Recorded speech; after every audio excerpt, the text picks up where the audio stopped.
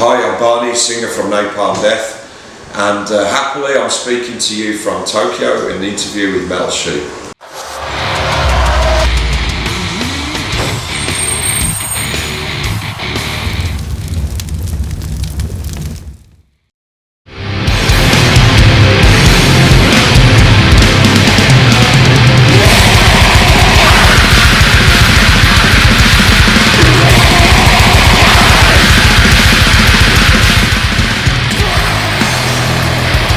To be honest with you, some bands who have a long history, you would expect to have very drastic changes, but Napalm's really not that different to what it was in the first place.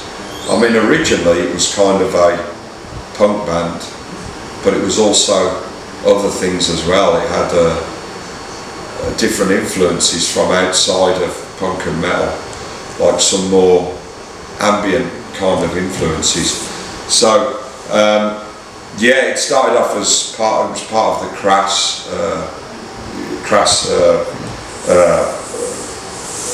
sort of scene, if you like, and also there was a recording on Crass Records on a compilation, the Bullshit Detector compilations.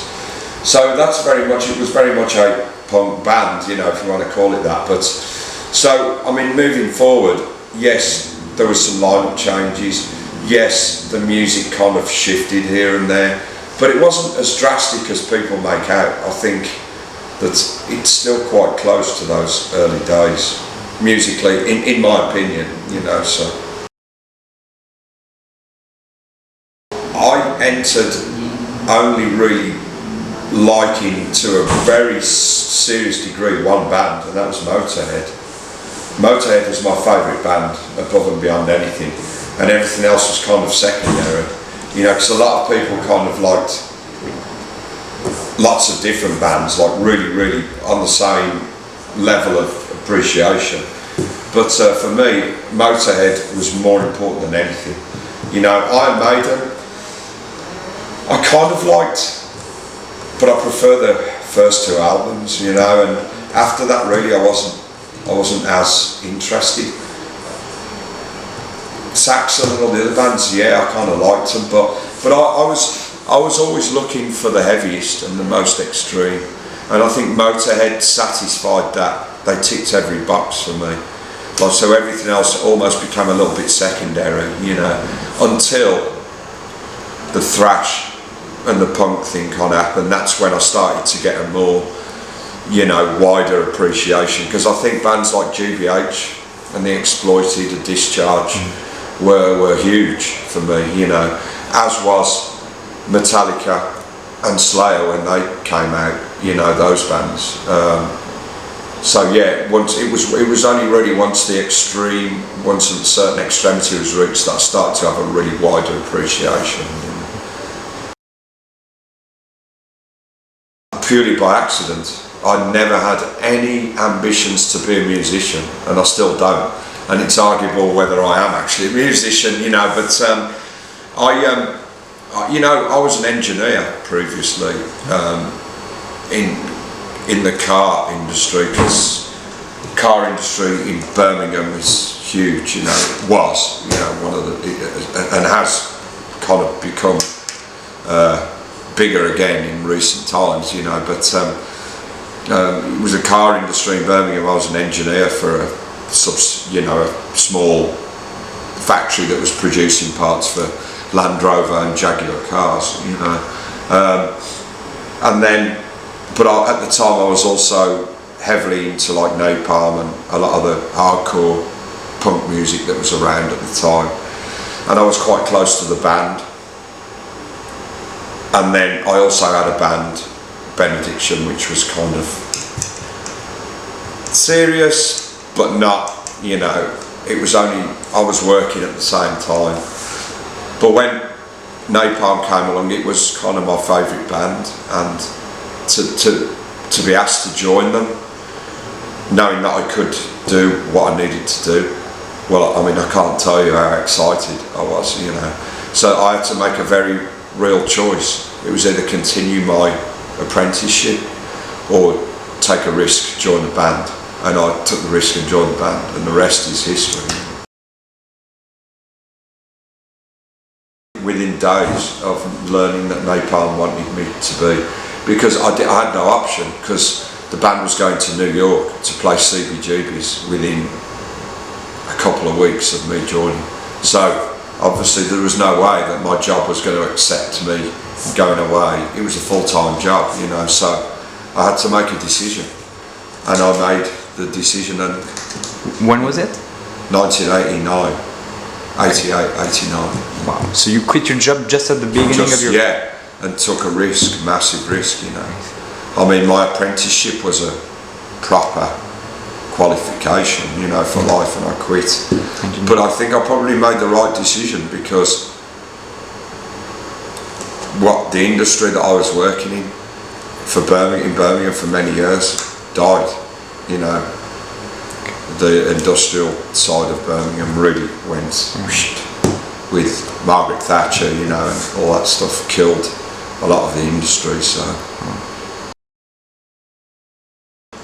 you couldn't with Napalm. Napalm is happening every day of the week.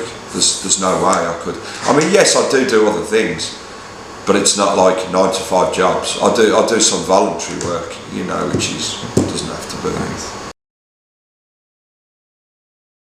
It can be. I wouldn't deny that, but you know what? I do understand also that I'm in a position that probably 99% of people would like to be in something. They travel the world, you know, with a band, see all these places. You know, the band's Napalm's very positive in terms of what it projects, you know, and to be able to have the choice to be able to do that of your own free will, I mean, it's great, obviously, you know.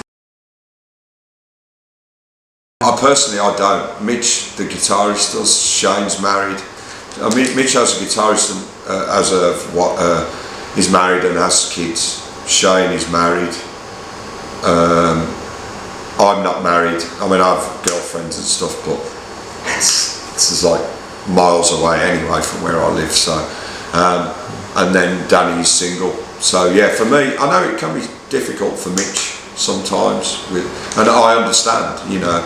But you know, we as a collective have a certain duty to Napalm that we feel, you know, it's not a duty that's enforced upon us, it's the choice that we make, you know.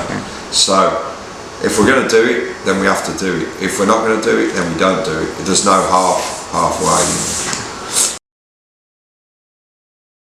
I live the other side of town from the guys. That we all live separately now. Before there was a band house, I never lived there, but the other guys did. I couldn't do it. The amount of time I spend with them, it's only natural that people need their space, you know. So, but I'm working on Napalm all the time, day to day. I do like the finances of the band and stuff. Okay. I look after that stuff. That's a lot of stuff to do, you know. So I'm constantly occupied by what Napalm is. Not just playing live or making the music, you know. Well, obviously I wasn't part of the original band, so it's hard for me to answer that. But